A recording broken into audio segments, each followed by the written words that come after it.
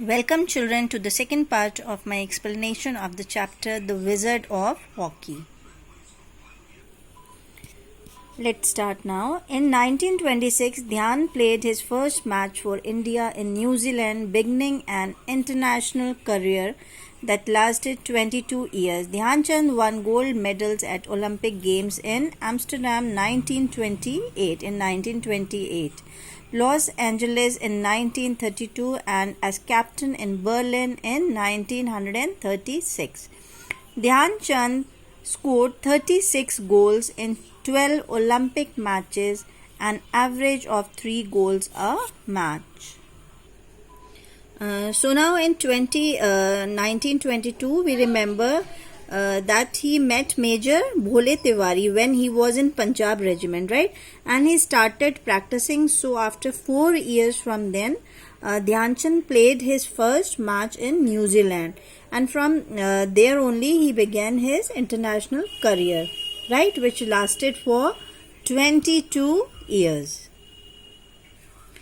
So the three gold medals that we had talked in the beginning of the chapter are mentioned here now, right?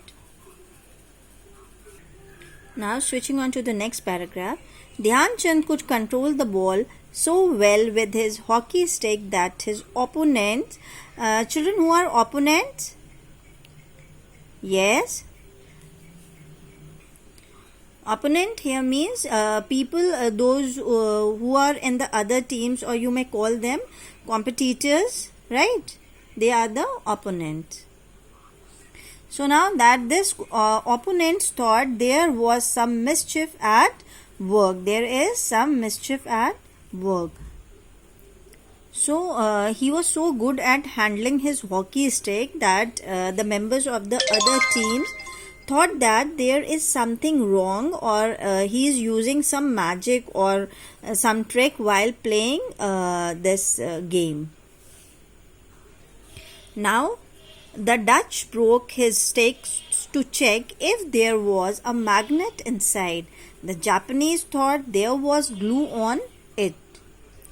So now the Dutch, what did they do? They broke his stick, his hockey stick, just to check if there was magnet inside his hockey stick, and that he was controlling the ball, but they didn't found anything. And what did the Japanese do? They thought that there was glue stuck on it.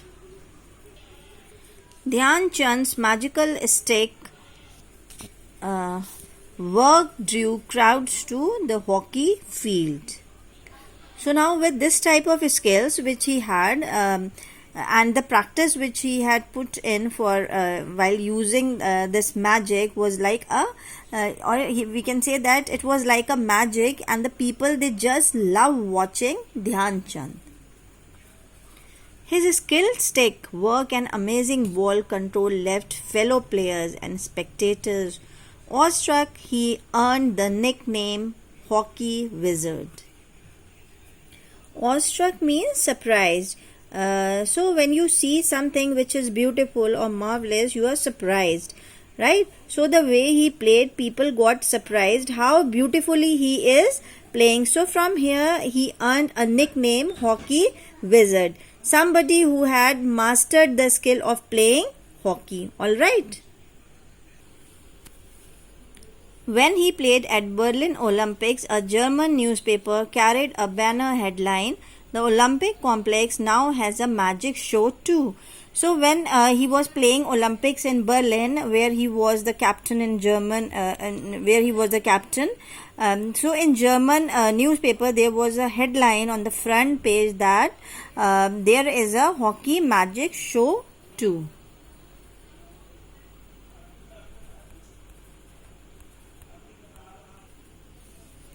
Dhyan Chand believed in being the best. As a great sportsman, he never lost his temper on the field, but he certainly had the will to win. Dhyan Chand played with excellent team spirit. He respected his teammates.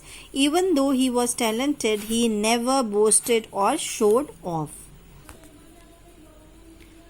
Now when you are losing, or there are teams which are not very good, with appreciating the kind of work, so what you are doing. And these people, they try to anger you at times, then you feel bad, you become angry. But what did Dhyan Chand do? He never lost his temper. He was a good sportsman and he always believes in working best, right? And he was just one he has only was just one determination, that is to work hard and play well.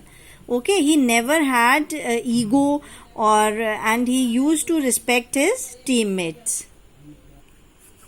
He played selflessly. If he found that one of his teammates was in a better position to score, he would immediately flick the ball to the well-placed player, right?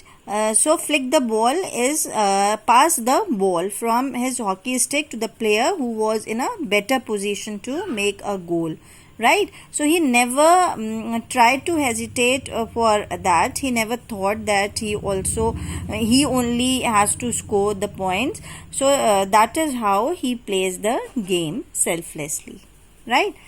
Now, hockey is a game of 11 players. What he thinks, that it's a game of 11 players, not of one individual, he always said, right?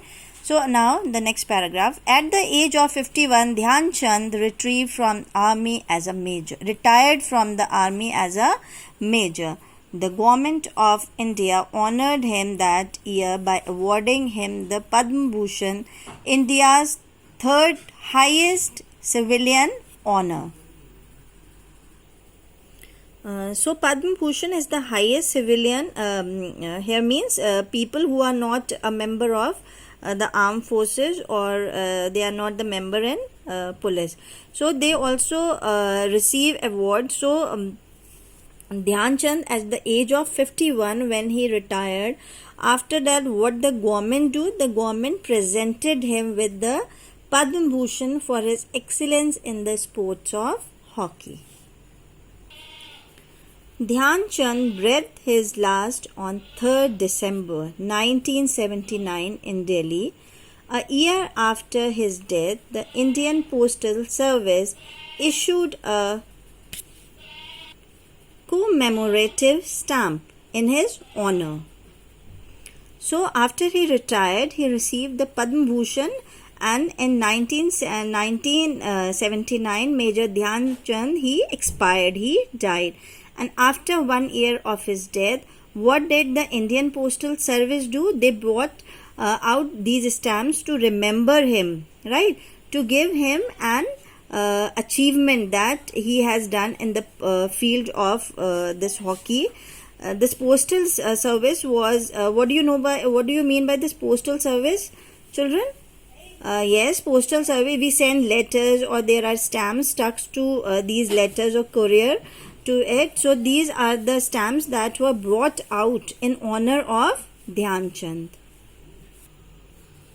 The Dhyan Chand National Stadium in New Delhi is named in his honor. His birth date, 29th August, is celebrated as the National Sports Day in India. So children, we even had the Dhyan Chand National Stadium in New Delhi, and his birthday, that is 29th August, is also celebrated as the National Sports Day in India every year, right? Now let's proceed. The president gives away sports awards such as Rajiv Gandhi Khel Ratna, Arjun Award and Dronacharya Award on this day at the Rashtrapati Bhavan. So children, you know what is Rashtrapati Bhavan? Yes, it's the official home of the President of India. So children, on this date, the National Sports Day, these awards are presented to the people who had achieved something in the field of sports. So that's all for today, and the remaining part of the explanation of this chapter I'll do in the next video. Thank you.